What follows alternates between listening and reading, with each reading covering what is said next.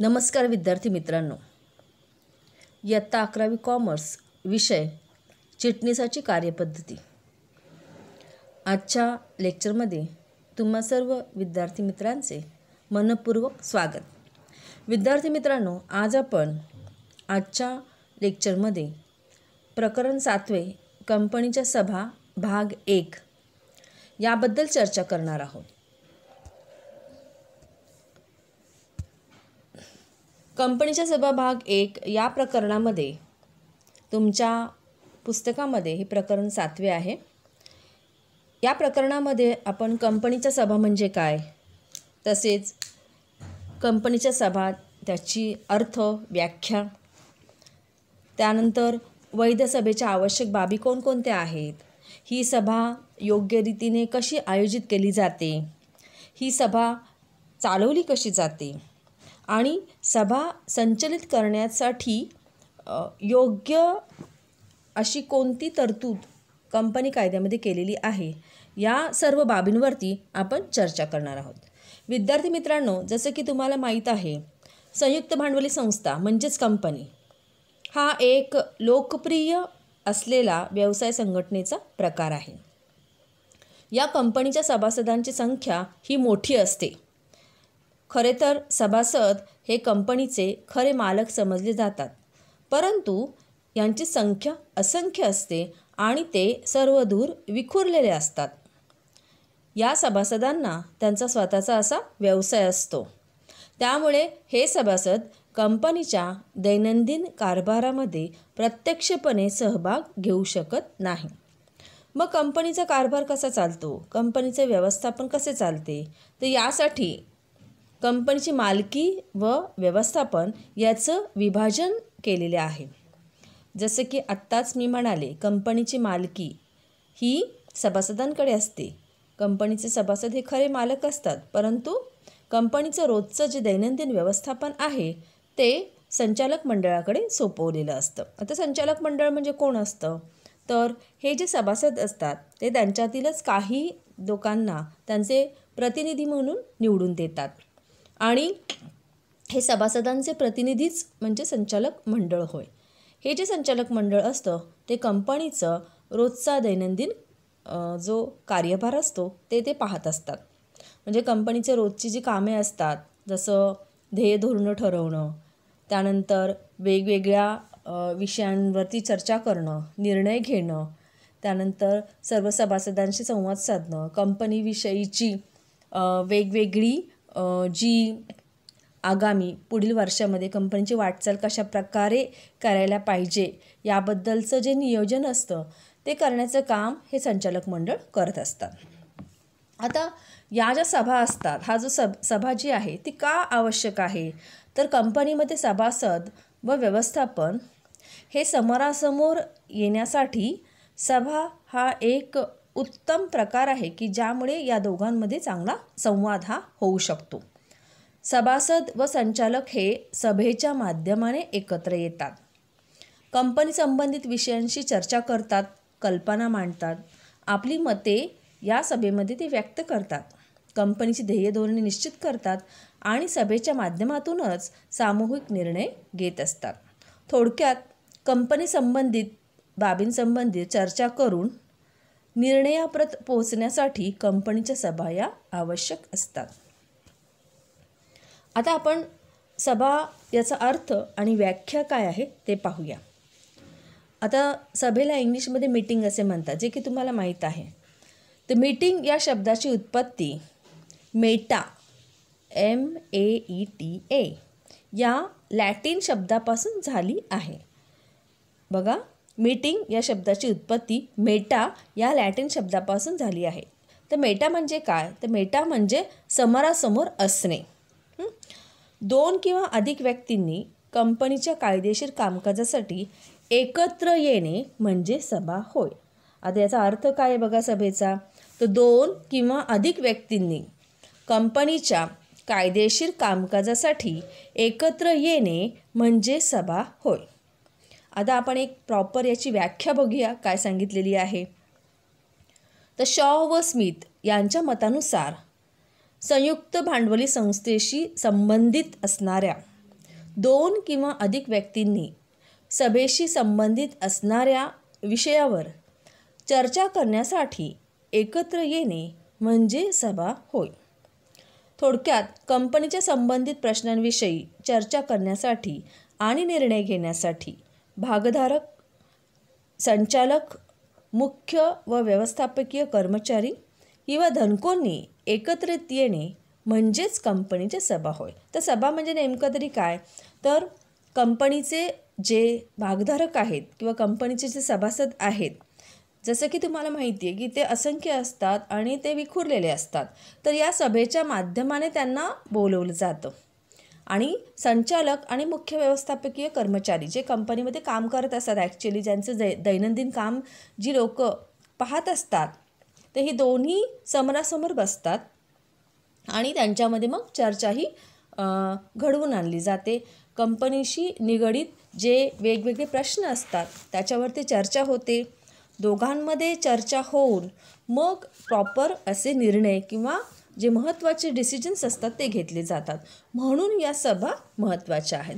तर आणखीन कोणकोणत्या कारणांसाठी कंपनीच्या सभा या महत्त्वाच्या आहेत ते आपल्याला या स्लाईडच्या माध्यमाने दिसून येते. बघा, आता कंपनीमध्ये सभांचं महत्त्व काय आहे, तर पहिला मुद्दा आपल्याला असं सांगतो की सभासदांना एकत्र येण्याची संधी या सभांमुळे होते.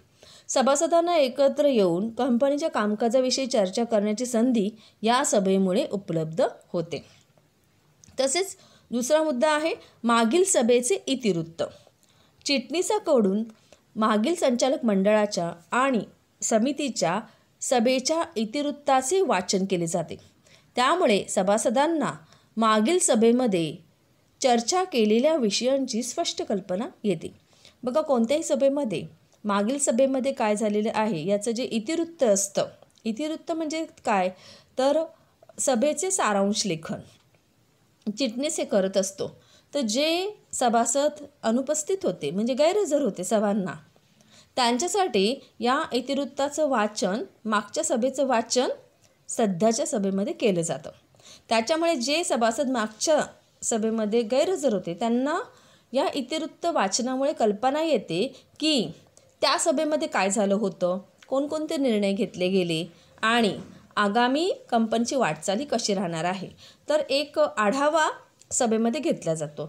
तर यामुळे काय होतं की इतिवृत्ताचं वाचन चिटणीसाकडनं केलं गेल्यामुळे जे सभासद आले नव्हते त्यांना त्या सभेच्या विषयांची पूर्णपणे कल्पनाही येते. त्यानंतर तिसरा मुद्दा आपल्याला काय सांगतो, तर धोरणे, योजना आणि कार्यक्रमाची निश्चिती आणि अंमलबजावणी. व्यवस्थापनाची धोरणे, त्यांच्या आगामी योजना, कार्यक्रम निश्चित करणे या सर्व गोष्टींची चर्चा सभेमध्ये होते. तसेच सभेमध्ये जे निर्णय घेतले जातात तर त्याची अंमलबजावणी कशी करायची, त्याचे मार्गसुद्धा सुचवले जातात, त्याची साधनंसुद्धा ठरवली जातात. म्हणून या सभा अतिशय महत्त्वाच्या असतात. चौथा मुद्दा आहे समस्यांचे विश्लेषण. सभेमध्ये समस्यांच्या स्वरूपांची चर्चा आणि विश्लेषण केले जाऊ शकते आणि त्यावर आवश्यक ते उपाय योजने सोपे जाते. म्हणजे बघा, कंपनीपुढे अनेक समस्या असू शकतात. कंपनीचे खरे मालक आणि संचालक मंडळ हे समोरासमोर आल्यामुळे काय होतं की वेगवेगळे जे प्रश्न असतात त्याची सखोल चर्चाही केली जाते, त्याच्यावरती विश्लेषण केलं जातं आणि जे प्रश्न कंपनीला भेडसावत असतात त्याच्यावरती उपाय योजले जातात. कोणते उपाय बरोबर आहेत आणि कोणत्या उपायांच्या अंमलबजावणीमुळे कोणकोणते परिणाम होऊ शकते याच्यावरती साधक बाधक ही चर्चा या सभेच्या माध्यमातूनच केली जाते. पाचवा मुद्दा आहे कायदेशीर बाबींची पूर्तता करणे. कंपनी कायद्यातील तरतुदीनुसार सभा आयोजित कराव्या लागतात. कंपनीच्या विविध सभांच्या आयोजनाच्या चालविण्याच्या संबंधित कायदेशीर बाबींची पूर्तता सभेमुळे होते. आता कंपनी कायद्यामध्ये ज्या तरतुदी केलेल्या आहेत त्यानुसार या सभा आयोजित केल्या जातात. जसं की तुम्हाला माहिती आहे की दरवर्षी आर्थिक वर्ष संपल्यानंतर वार्षिक सर्वसाधारण सभाही घेतली जाते. त्यानंतर एखादा काही विशेष मुद्दा असेल तर विशेष सर्वसाधारण सभाही घेतली जाते. तर ज्या तरतुदी कंपनी कायद्यामध्ये केलेल्या आहेत त्यानुसार या सभांचं आयोजन केलं जातं आणि निर्णय हे कंपनीच्या बाबतीमध्ये घेतले जातात. त्यानंतर इतर घटक. इतर घटकामध्ये आहे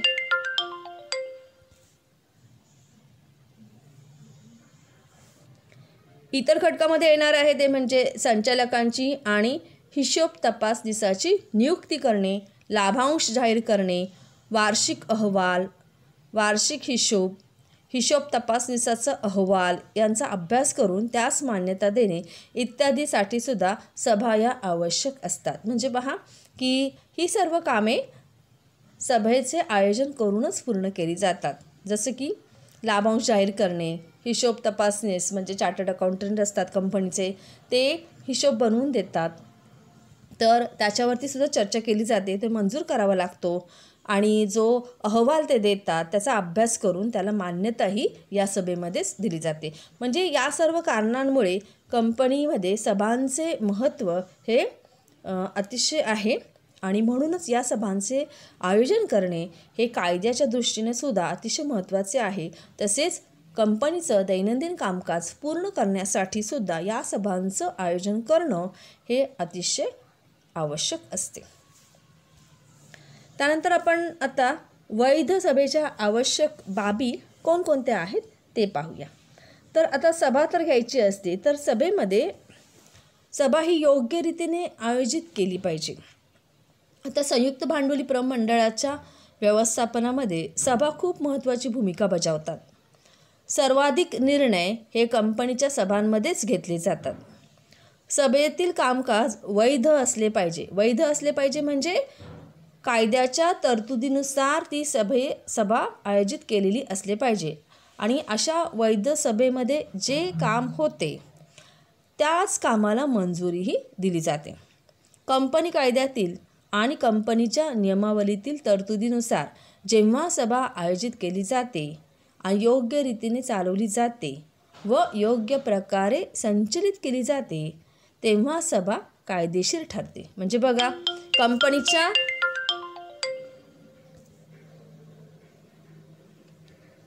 कंपनीच्या कायद्यामध्ये ज्या ज्या काही तरतुदी आहेत, नियमावलीमध्ये ज्या ज्या काही तरतुदी आहेत त्यानुसार जर सभेचं आयोजन केलं, सभा योग्य प्रकारे चालवली, सभा संचलित केली तेव्हाच ती सभा कायदेशीर सभा ठरते आणि अशा कायदेशीर सभेमध्ये जे कामकाज केलेले असते त्याच कामकाजाला योग्य मान्यताही मिळते. आता आपण बघूया की योग्य रीतीने सभेचे आयोजन करणे म्हणजे काय आहे. तर यामध्ये पहिला मुद्दा तुम्हाला दिसतोय तो म्हणजे योग्य अधिकारी व्यक्ती. आता योग्य अधिकारी व्यक्ती म्हणजे काय, तर सभा ही योग्य अधिकारी व्यक्तीकडूनच बोलवली गेली पाहिजे. याचा अर्थ असा आहे की कोणीही कंपनीमधल्या कोणीही व्यक्तीने सभा बोलवली आणि त्याला हजर राहणं हे काही बंधनकारक नाही. तर कंपनीमधली जी योग्य अधिकारी व्यक्ती आहे त्या व्यक्तीनेच ही सभा बोलवणं आवश्यक आहे. सभासदांची सर्वसाधारण सभा बोलवण्यासाठी योग्य व्यक्ती म्हणजे संचालक मंडळ होय. आता संचालक मंडळ जे आहे की ज्यांना कंपनीचा दैनंदिन कार्यभार सांभाळण्याची जबाबदारी दिलेली आहे, तर या संचालक मंडळाने या सभेचे आयोजन केलेलं असलं पाहिजे. एकदम अपवादात्मक परिस्थितीमध्ये सभा भागधारक किंवा राष्ट्रीय कंपनी कायदा लवाद मंडळ किंवा केंद्र सरकारकडून बोलवली जाऊ शकते, पण हे अतिशय अपवादात्मक परिस्थितीमध्ये असतं.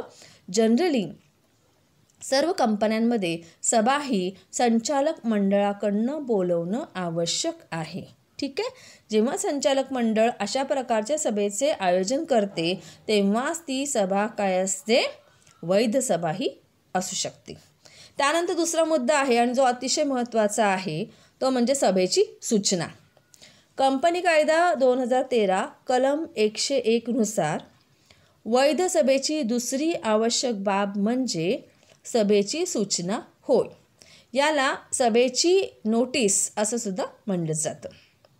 आता सभेची सूचना म्हणजे काय, तर कंपनीकडून सभेची सूचना मिळण्याचा अधिकार असलेल्या व्यक्तीला लेखी स्वरूपात सभेचा दिवस, दिनांक व वेळ याची आगाऊ दिलेली सूचना होय. म्हणजे याचा अर्थ असा आहे की ज्या दिवशी कंपनीने संचालक मंडळाने सभेचं आयोजन केलेलं आहे तर त्याची कल्पना ही प्रत्येक संबंधित व्यक्तीला अगोदरच देणं आवश्यक आहे. आणि ही जी सूचना आहे ती लेखी स्वरूपात असावी आणि त्यामध्ये ही सभा कोणत्या दिवशी आहे, कोणत्या तारखेला आहे, किती वाजता आहे, कुठे आहे याचा व्यवस्थित तपशील हा दिला गेला असला पाहिजे. म्हणजे सभेचा प्रकार कोणता आहे, सभेचा दिवस, दिनांक, वेळ व ठिकाण हे सुद्धा त्यामध्ये नमूद केलेलं असलं पाहिजे.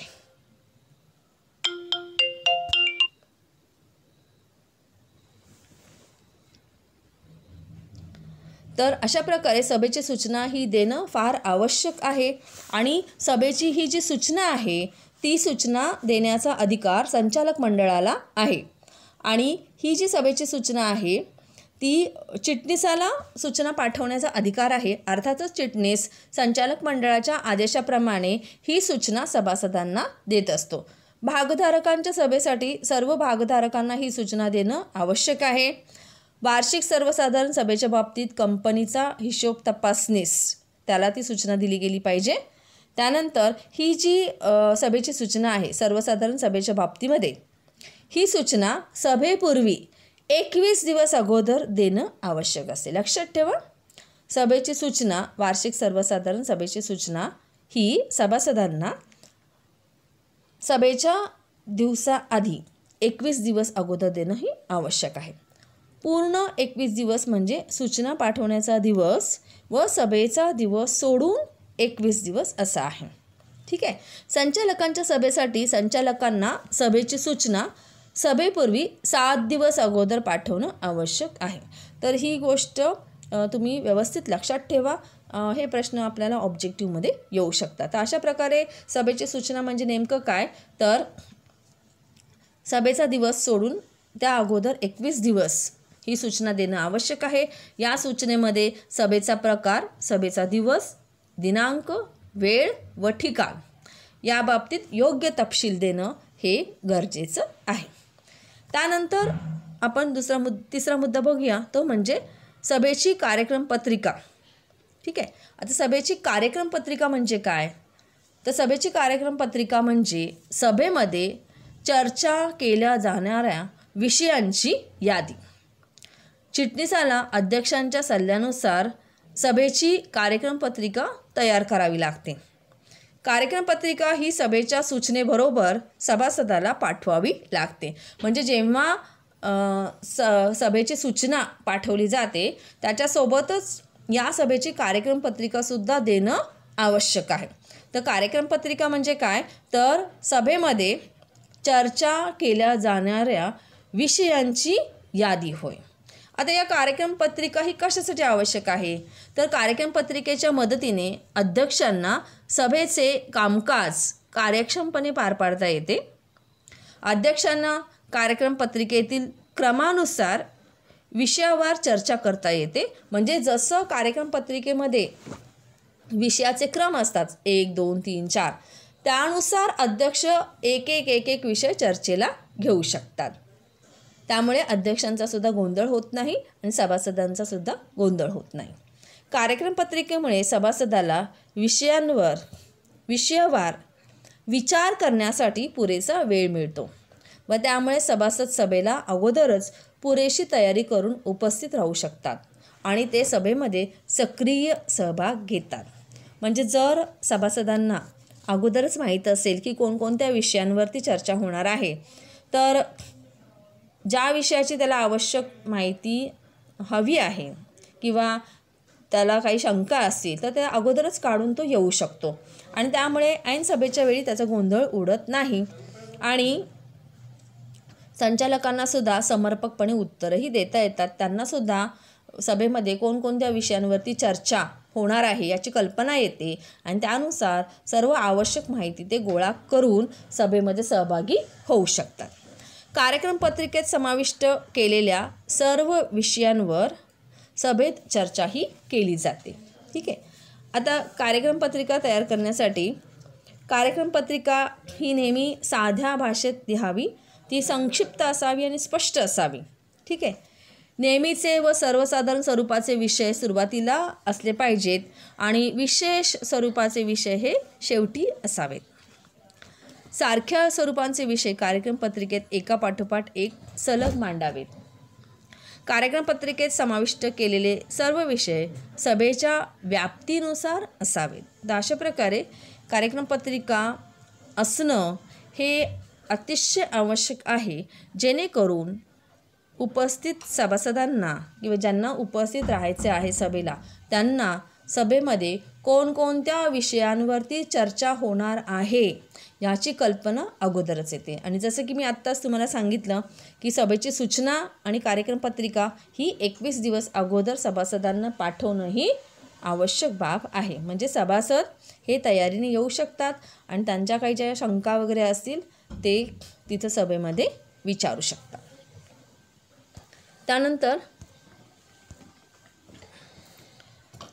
पुढे तिसरा मुद्दा आहे तो म्हणजे सभा योग्य रीतीने चालवणे. आता सभा योग्य रीतीने चालवण्यासाठी गणसंख्या आवश्यक असते. गणसंख्या म्हणजेच काय, तो कोरम. ओके. आता कंपनी कायदा 2013 कलम 103 यामध्ये वैध सभेसाठी गणसंख्या ही अत्यंत आवश्यक अशी अट आहे. गणसंख्या म्हणजे सभेला उपस्थित राहण्यासाठी आवश्यक असणारी सभासदांची किमान संख्या होय. म्हणजे कमीत कमी किती सभासद असले पाहिजे आणि मग आपण सभा सुरू करू शकतो. तर ती जी संख्या आहे त्याला म्हणलेलं आहे गणसंख्या. तर सभेचे कामकाज कायदेशीर ठरण्यासाठी सभासदांची उपस्थिती आवश्यक असते. सभेच्या सुरुवातीपासून ते शेवटपर्यंत गणसंख्या उपस्थित असणं आवश्यक आहे. सभा सुरू होण्यापूर्वी चिटणीसाने गणसंख्येची खात्री केली पाहिजे. गणसंख्येअभावी म्हणजे जेवढी संख्या आवश्यक आहे तेवढी संख्या जर सभेला उपस्थित नसेल तर अशी सभा बेकायदेशीर ठरते. लक्षात घ्या. म्हणून गणसंख्या ही अतिशय महत्त्वाची बाब आहे की किमान इतके तरी सभासद त्या सभेला सुरुवातीपासून शेवटपर्यंत उपस्थित असणं गरजेचं असतं. मगच सभा ही सुरू करता येते. त्याला म्हणलेलं आहे गणसंख्या. ठीक आहे. आता आपण पाहूया की ही गणसंख्या म्हणजे नेमकी किती सांगितलेली आहे. तर सर्वसाधारण सभेसाठी गणसंख्या पहा, तुम्हाला स्लाईडवर दिसते आहे. सार्वजनिक कंपनीच्या बाबतीत दिलेलं आहे, खाजगी कंपनीच्या बाबतीमध्ये दिलेलं आहे आणि त्यानंतर संचालक मंडळाच्या सभेसाठी सुद्धा दिलेलं आहे. आता प्रथम आपण सार्वजनिक कंपनीबाबत बघूया. गणसंख्येची आवश्यकता ही खाली दिलेल्या सभासदांच्या संख्येनुसार अवलंबून आहे. आता इथं एका बाजूला भागधारकांची संख्या दिलेली आहे, दुसरीकडे गणसंख्या दिलेली आहे.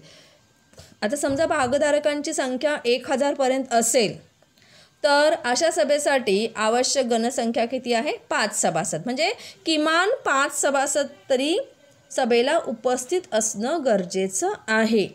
ठीक आहे.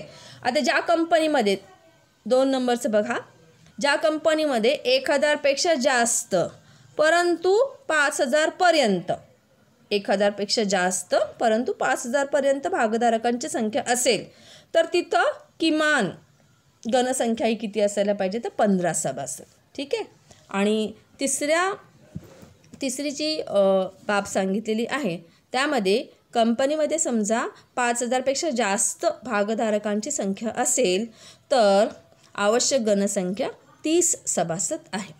लक्षात घ्या. 1000पर्यंत भागधारक असतील तर 5 सभासद, 1000पेक्षा जास्त परंतु 5000पर्यंत असेल तर 15 सभासद आणि 5000पेक्षा जास्त असेल तर 30 सभासद. ठीक आहे. आता हे आपण सार्वजनिक कंपनीच्या बाबतीमध्ये पाहिलेलं आहे. आता खाजगी कंपनीच्या बाबतीमध्ये पाहूया. खाजगी कंपनीमध्ये किमान 2 सभासद सभेसाठी व्यक्तिशः उपस्थित असणं हीच गणसंख्या आहे. म्हणजे खाजगी कंपनीमध्ये किमान 2 जरी सभासद उपस्थित असतील तर ते सभा सुरू करू शकतात. म्हणजे आवश्यक जी गणसंख्या आहे ती आहे असं कंपनीचे संचालक म्हणू शकतात. आणि संचालक मंडळाच्या सभेची गणसंख्या किती आहे, तर कंपनी कायद्यातील तरतुदीनुसार एकूण संचालकांच्या संख्येच्या 1/3 किंवा 2 संचालक यापैकी जी संख्या जास्त असेल ती संचालक मंडळाच्या सभेची गणसंख्या असते. ठीक आहे, म्हणजे कमीत कमी 2 संचालक तरी असावेत अशी तरतूद कंपनी कायद्यामध्ये केलेली आहे. तर आज आपण वैध सभेसाठी आवश्यक असणाऱ्या बाबीमध्ये पहा काय काय पाहिलेले आहे. इथं दिलेलं आहे तुम्हाला या चार्टमध्ये योग्य अधिकारी व्यक्ती. योग्य अधिकारी व्यक्ती म्हणजे कोण? संचालक मंडळ. संचालक मंडळाने सभा ही बोलवली पाहिजे, त्यांचं आयोजन संचालक मंडळाने केलं पाहिजे. त्यानंतर दुसरा मुद्दा आपण पाहिला तो म्हणजे सभेची सूचना. सभेची सूचना ही साधारणपणे सभासदांना 21 दिवस अगोदर दिली गेली पाहिजे. या सूचनेमध्ये सभेचा दिवस, दिनांक, वेळ याची आगाऊ माहिती देणं आवश्यक असतं. त्यानंतर तिसरा मुद्दा आपण पाहिला तो म्हणजे सभेची कार्यक्रमपत्रिका. सभेची कार्यक्रमपत्रिका म्हणजे काय? तर सभेमध्ये चर्चा केल्या जाणाऱ्या विषयांची यादी होय. तर चिटणीस अध्यक्षांच्या सल्ल्यानुसार सभेची कार्यक्रमपत्रिका तयार करतो आणि ती सभासदांना सूचनेबरोबरच पाठवून देतो. त्यामुळे उपस्थित राहणाऱ्या सभासदांना कोणत्या विषयांवरती चर्चा केली जाणार आहे याची माहिती अगोदरच मिळेल. आणि त्यानंतर चौथा मुद्दा आपण आज पाहिला तो म्हणजे गणसंख्या. गणसंख्या म्हणजे काय? तर सभेला उपस्थित राहण्यासाठी आवश्यक असणारी सभासदांची किमान संख्या होय. म्हणजे ॲटलिस्ट तेवढे तरी सभासद त्या सभेला उपस्थित राहिले पाहिजेत जेणेकरून कंपनीला ती सभा सुरू करता येऊ शकते. आणि गणसंख्या ही सभेच्या सुरुवातीपासून शेवटपर्यंत असणंही आवश्यक आहे. मगच ती सभा कायदेशीर सभा ठरते. ठीक आहे विद्यार्थी मित्रांनो, आज आपण हे 4 मुद्दे पाहिलेले आहेत. उर्वरित जे मुद्दे आहेत ते आपण पुढच्या लेक्चरमध्ये पाहूया. तोपर्यंत स्वस्थ राहा, आनंदी राहा. धन्यवाद.